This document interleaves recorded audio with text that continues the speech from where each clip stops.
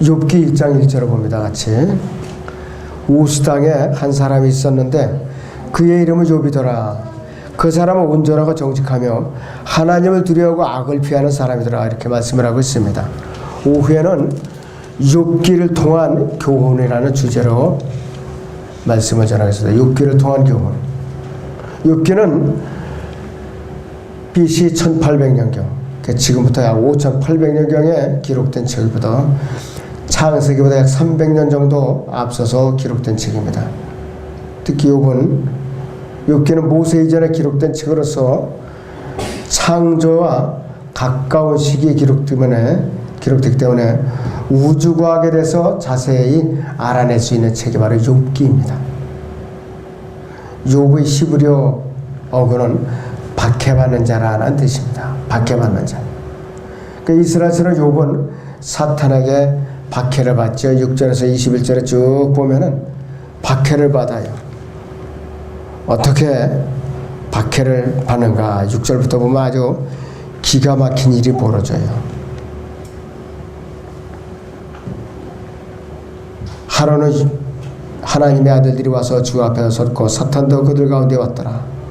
주께서 사탄에게 말씀하시는 네가 어디서 왔느냐 하시니 사탄이 주께 대답하여 말씀드리기를 땅에서 여기저기 위아래를 두루 다니다 왔나이다 하니 주께서 사탄에게 말씀하시는 너는 내 종 욥을 위해 보았느냐 세상에 그와 같은 사람은 아무도 없나니 그는 온전하고 정직한 사람으로 하나님을 두려워하고 악을 피하는 자니라 하시니라. 그때 사탄이 주께 대답하여 말씀드리기를 욥이 아무런 이유 없이 하나님을 두려워하리까 주께서 그와 그의 집과 그가 소유한 모든 것을 사면으로 장독을 두르심이 아니니까 주께서는 그가 손으로 하는 일에 복 주셨고 그의 재산이 그 땅에서 드러나게 하셨나이다. 그러나 이제 주의 손을 내밀어 그가 소유한 모든 것을 쳐보소서. 그리하시면 그가 주를 정면으로 저주하리다 하더라 그랬습니다.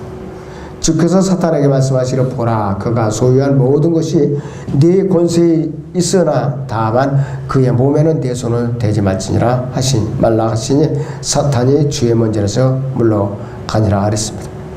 하루는 욥의 아들들과 딸들이 그들이 맏형의 집에서 음식을 먹고 포도주를 마시고 있는데 한 심부름꾼 욥에게 와서 말하기를 소들은 밭을 갈고 나귀들은 그 옆에서 풀을 뜯는데 사배인들이 그것들을 덮쳐 빼앗아갖고 정령 칼날로 종들을 죽였으며 나만 홀로 피하여 주인께 고하러 왔나이다 하더라.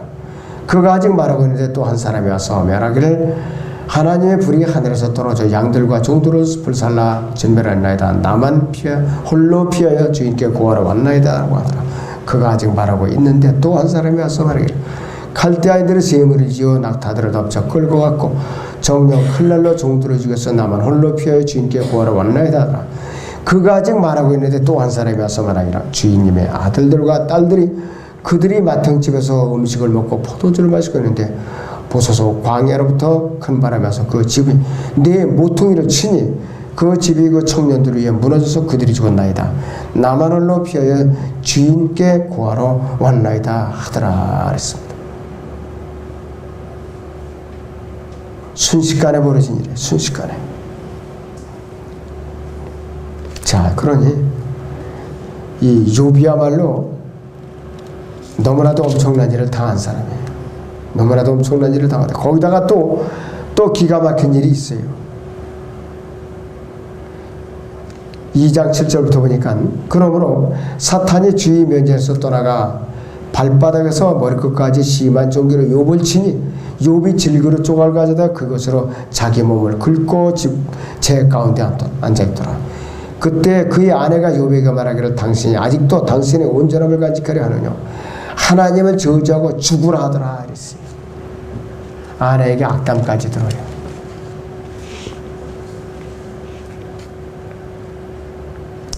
그래서 욥은 사탄에게 박해를 받았죠.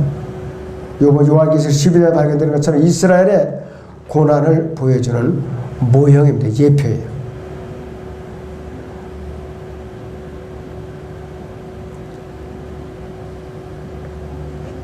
자, 그래서 이 우스 땅은 일자체 우스 땅은 아람의 아들, 창세기 10장 24절 아람의 아들의 이름을 붙여서 지명 이름이 지어졌는데 아람은 셈의 아들이고 이 땅은 에돔 땅에는 이둠에 있고 아라비아에는 지금의 페트라라는 도시 페트라 바로 이 요르단 남쪽에는 페트라라는 도시 그래서 이 페트라가 사해 남쪽에서 대환란 때 유대인들이 이 페트라로 피신해서 3년 반 동안을 이제 견뎌내는 것이 그리고 욥기는 42장 전체가 대환란을 통과하는 대환란 때 유대인들의 모습을 이제 나타내고 있어요. 자, 그래서 이 욥은 실제적으로 인류 역사에 존재했던 인물이에요. 전설적인 전분이 아니라. 에스겔 14장 14절이나 20절이나 야고보서 5장 11절에 따르면 욥은 실제로 등장했던 인물인데 욥이나 다니엘이나 또 에스겔 이 세 사람을 항상 의인으로다가 내세우는데 그 중에도 의인은 이 욥은 굉장히 고난을 받았던 사람이라고 했어요. 그리고 이 우수 땅은 어디냐면 앞으로 예수님께서 재림하셔갖고 이 땅의 왕의 대로로 바로 올 그 지명이 바로 우수 땅인 것이. 그리고 욥기의 주제는 오랜 시대에 거쳐서 인류의 의문을 다루고 있어요. 사랑이 많으시고 의로우신 하나님께서 왜 의로운 사람에게 고난을 받게 하시는가? 의인이 왜 고난을 받아야 되는가? 이것이 일반적인 욥기의 주제인데 욥기에 더 큰 주제가 있어요. 바로 이스라엘 대환란을 통과하는 것을 묘사하고 있는 것이. 욥기는 42장으로 구성되어 있는데 대환란 3년 반에 42개월과 일치하고 있죠. 자, 그래서 킹제임스 성경의 구성 따르면은 이스라엘이 멸망하는 역대기 상하 바로 직후에 대환란을 통과하는 욥기가 놓여져 있어요. 욥기가 바로.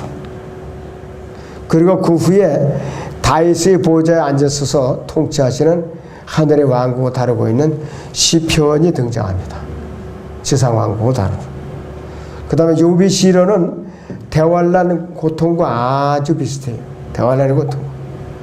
이스라엘 대환란 중에 욥처럼 이제 고난을 당할 것이고 욥이 마지막에 가서 회복되는 것처럼 대환란을 통과 이스라엘도 마지막에 이제 그 지상 왕국으로 들어서 복을 받게 되는 것이. 자, 그래서 이 요한계시록 12장을 잠깐 보죠. 그래서 요한계시록 12장을 잠깐 보겠습니다.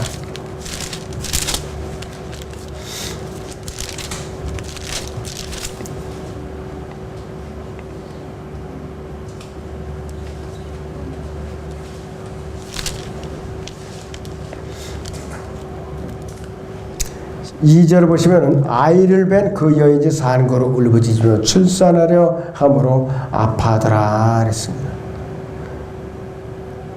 그리고 이 여인이 6절에 보니까 광야로 도망하는데 그곳에는 그들이 그녀를 1260일 동안 부양하도록 하나님께서 그녀를 위하여 마련해 놓은 곳이더라. 이스라엘 남은 자들이 적그리스도의 박해를 피해서 3년 반 동안 42개월 동안 피해서 부양을 받을 그 장소가 바로 지금의 요르단 남쪽에 있는 페트라 동굴 지역을 말하는 것입니다. 욥기는 킹제임스 성경으로 42장 1070절에 1102단으로 되어 있다고 합니다. 그리고 욥기 42장 각 장이 대환란의 각 달에 해당돼요. 대환란의 각 달. 그리고 7일 낮과 밤에 땅에 있었는데 그리고 이 하루는 다니엘의 70세 주의 1년에 해당되는 걸로 우리가 묘사되고 있죠. 그리고 욥기는 144개의 논리적인 단락으로 나눠야 되는데 6개의 대부분으로 지을 수가 있어요. 1장에서 2장까지, 3장에서 14장, 15장에서 21장, 22장에서 31장, 32장에서 37장, 38장에서 42장 이렇게 갖고 6개의 대구문으로 나눌 수가 있어요.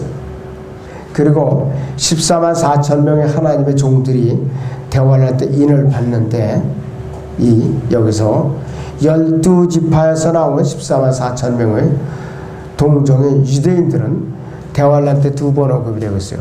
7장에서 인을 받고 14장에서는 이제 이 사람들이 전 세계 각지에 나가서 복음을 이제 전하고 15장에서는 유리바다 위에 하나님의 보좌 앞에서 하나님께 찬양을 드리고 있어요.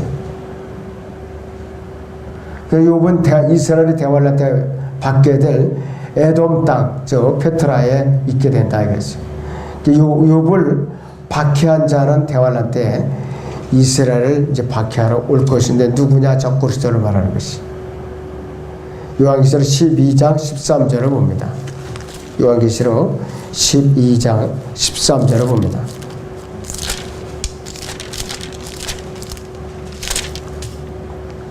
그 용이 그러죠.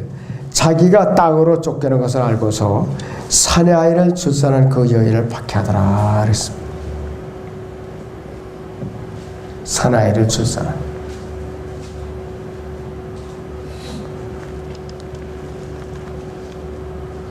자, 그래서 이 욥의 사로잡힘은 나중에는 결국은 회복이 되죠.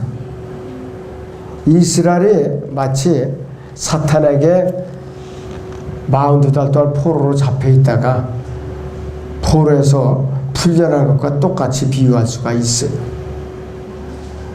욥의 자녀들도 욥기의 끝에 가서 부활하죠. 이제 앞으로 대환란이 시작될 때 이스라엘에 대한 고통을 따르고 있는 것을 묘사하고 있는 것이. 이 욥기에는 적그리스도와 마귀와 대환란 때 군대에 이동하는 것이, 재림의 경로, 대환란 때 이스라엘의 상황이라든지 휴고의 집안들의 현상들, 아마겟돈 전쟁, 여러 가지가 이 욥기에 다 우리에게 이제 알려주고 있어요. 그래서 이 욥기에서는 대환란 때 마귀 숭배가 얼마나 가증스럽고 하나님의 심판이 대상인가, 그것에 대해서도 잘 우리에게 알려주고 있죠. 그렇다면은 욥기를 우리에게 영적으로 적용을 해보죠. 욥기에서 우리가 왜 의인이 고난을 당하는가, 여기에 대해서 명확하게 해답이 없어요. 해답을 주지 않고 있어요. 우리에게.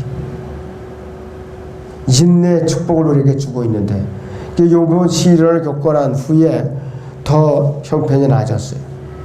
우리가 하나님께 순종하고 헌신하는 고난은 우리를 불같이 정화시키는 그런 도구로서 이용할 수가 있다는 것이. 그래서 야고보서 5장 11절을 잠깐 봅니다. 야고보서 5장 11절을 보겠습니다.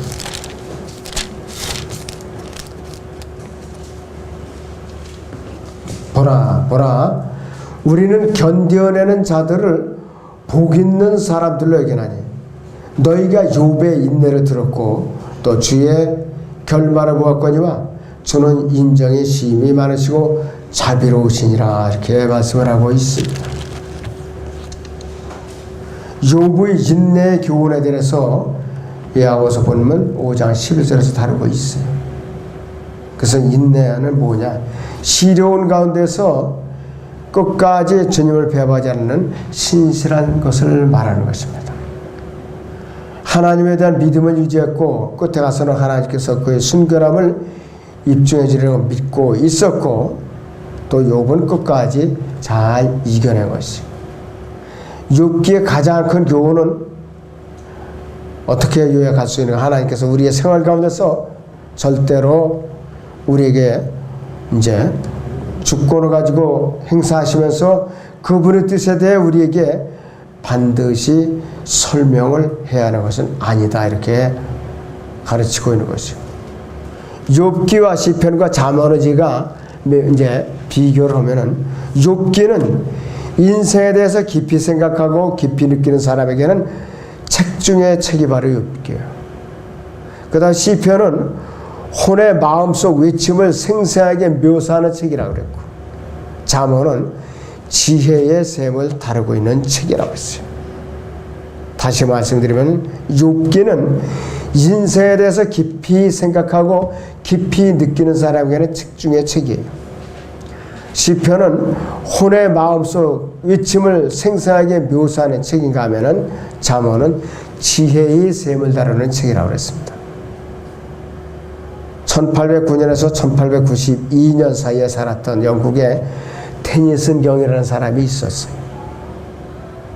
욥기는 고대와 현대의 모든 시 중에서 가장 위대하다, 이렇게 표현을 했습니다. 마틴 루터는 욥기는 성경의 어떤 다른 책보다도 웅장하고 숭고하다, 이렇게 돼서 욥기에 대해 평하고 있습니다. 그 주여 하나님께서는 의인이 어떤 사람인지를 세상에 보여주기 위해서 세 사람을 선정했는데 에스겔 14장 1절에서 욥과 노아와 다니엘을 꼽았는데 그 중에서 욥을 제일 먼저 꼽았어요. 자, 그리고 욥기 31장에는 십계명 이상을 훨씬 뛰어넘는 무언가가 이제 우리 참된 의가 제시되어 있는데, 첫째는 하나님께서 분명히 살아계시는 분, 두 번째는 하나님께서는 자신이 창조하신 물질계의 피조물에서 이 무관심한 것이 아니라 관심이 지대하시다, 이걸 말해내고 있습니다.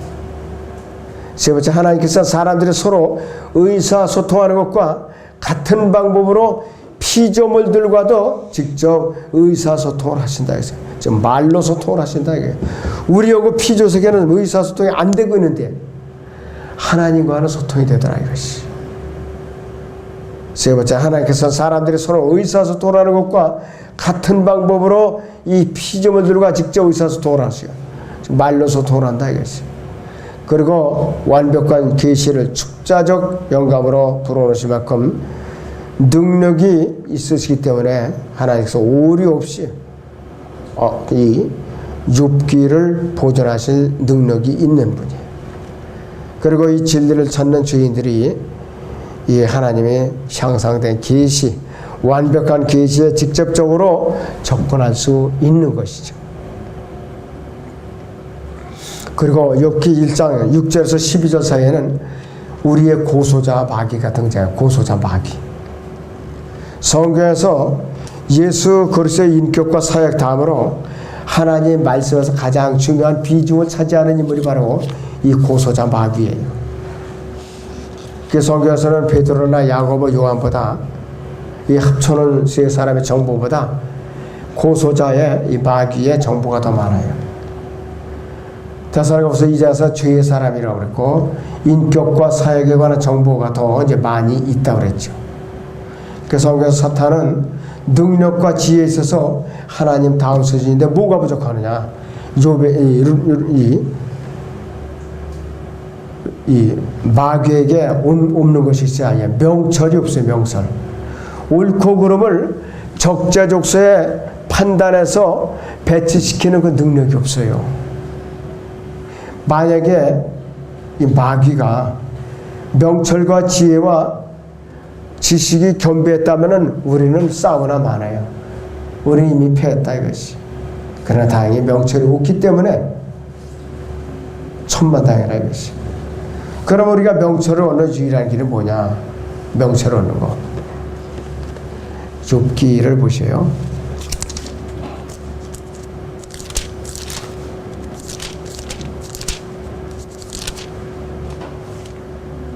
욥기 28장 28절 보죠. 28장 28절에 또 사람에게 말씀하시기를 보라, 주를 두려워하는 것이 주를 두려워함이 곧 지혜요 악에서 떠나는 것이 명철이니라고 하셨느니라. 주를 두려워하는 것이 지혜요 악에서 떠나는 것이 명철이니라 이렇게 하셨어요. 굉장히 아주 중요한 말씀이 아닐 수가 없어요.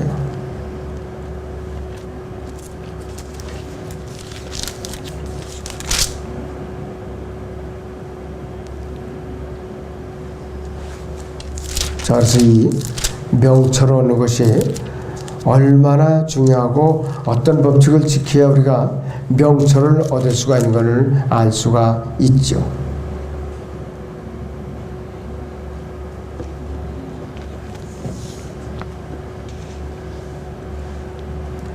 이 고소자는요, 어떤 자가? 미카엘 천사장조차도 이 마귀와 다투지 않았어요. 모세의 시체를 가지러 내려왔을 때 주께서 너를 꾸짖기를 원하노라 이러고 그냥 떠났다 이거예요. 유다서 9절을 보세요. 여러분들 어떻게 했는가. 유다서 9절을 봅니다.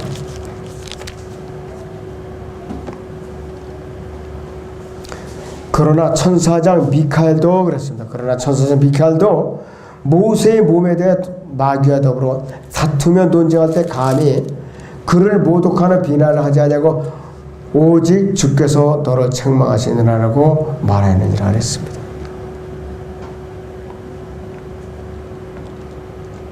그리고 이 사탄은 그렇게 노력을 안 들이고도 온 세상을 미혹할 수 있는 능력이 있습니다. 요한계시록 12장 9절인 대로 또 거의 6천년간 이 역사 기록 가운데 그와 함께 겨뤄져 왔던 모든 사람을 다 패배시키고 말죠. 예수님만을 제외하고는. 그 성경에 나오는 사탄은 분명히 통치자라고 했어요. 예수님처럼 또 이 세상 신이고 천사이고 기름 부음 받은 메시아이고 왕이라 이것이.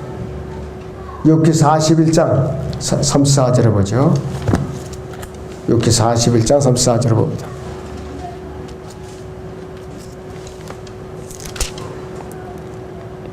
그가 모든 높은 것들을 바라보니 그는 모든 교만의 자식들을 다스리는 왕이니라 그랬어요.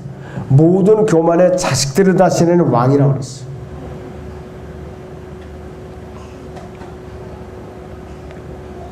예수님처럼 신 말을 타고 나타나는 자이고 또 성경을 인용하고 한 도성 또 바빌론 도성의 신부를 갖고 있어요.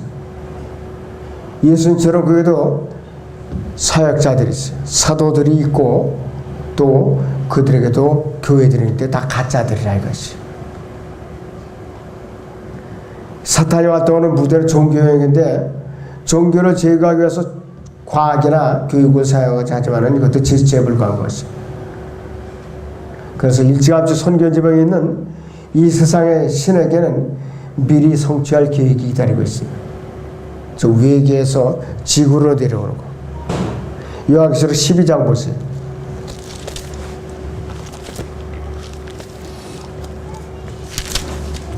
요한계시록 12장을 봅니다.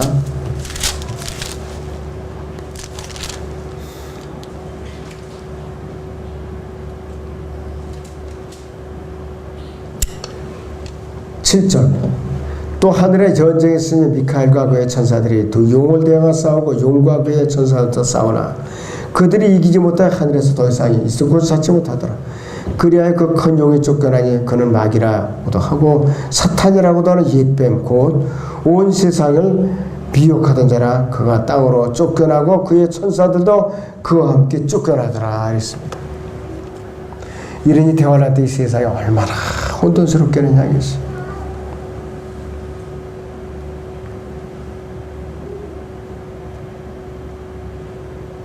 인류의 지바자의 구소지로 자처하고 다윗의 보좌에 앉는다 그랬어요. 바로 이 예루살렘 환란 성적이 앉는다 그랬어요.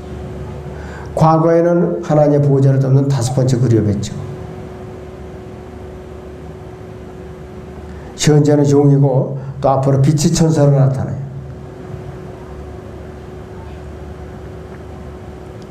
모든 천사는 남성이고 이 적그리스도인 이 사탄도 외계에서 오는데 남자로 있어요. 오는데 과학이라든지 교육이라든지 종교가 지난 5,800년 풀지 못했던 문제들 그는 내가 해결해 주마. 이러니까 세상 사람들이 미혹당하는 거예요. 그러니까 그야 평화적을 면대 동의하는 거라 이것이. 욥은 이스라엘의 모습이고 지금 내던져지고 박해받으며 거부되고 회복되고 결과적으로 계시면서 축복을 받아요. 욥기 42장 보세요. 11절 12절을 봅니다. 욥기 42장 11절에서 12절.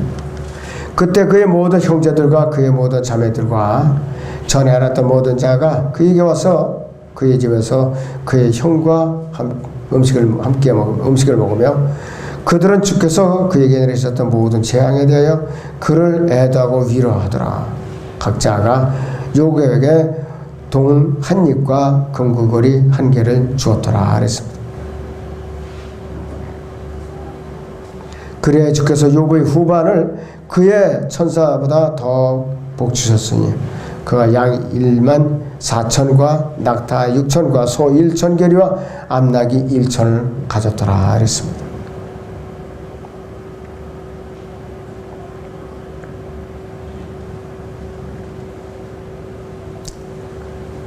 자, 그래서 우수에서 잿더미에 앉은 앞잡아는 성도 이상을 가르치는데 이 구절들은 이사 22장이나 11장 아모스 9장과 또 성경 여러 구절에서 이제 그 위대함을 지적하고 있는데 욥에게는 10명의 자녀가 있었는데 다 부활했다고 그랬죠. 다 죽었다가. 자, 욥기 거기 42장 보세요. 13절부터 그는 또한 아들 7과 딸 3을 두었으니 그가 첫째 딸의 이름을 여미마라 하였고 둘째 딸의 이름을 그시아 셋째 딸의 이름을 케렌 하프기라 하였더라. 온 땅에 욥의 딸들만큼 아름다운 여자는 없었으니 그들이 아비가 그들에게 그 형제들을 가운데서 욥을 주었더라 이렇게 말씀을 하고 있습니다.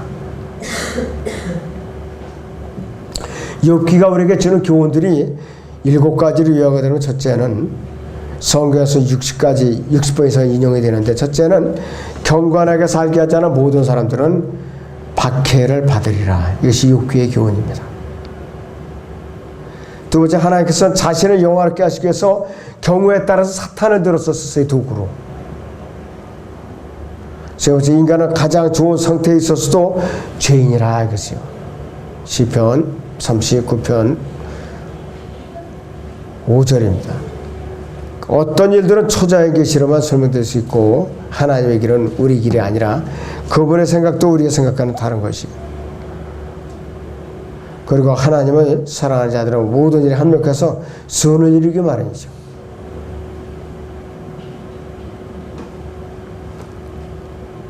그리고 하나님께서는 자신의 의를 버리고 하나님의 의를 받아들인 죄인에게는 어떠한 죄인에게나 자비를 주시고 또 친절하시요. 자비를 주시고 친절하시다 이것이요. 어쩌로 욥기 아웃라인을 여러분들이 분명히 시간 있을 때마다 잘 묵상을 해야 됩니다. 이래야만 온전한 성경적 지식을 얻을 수가 있는 것이죠.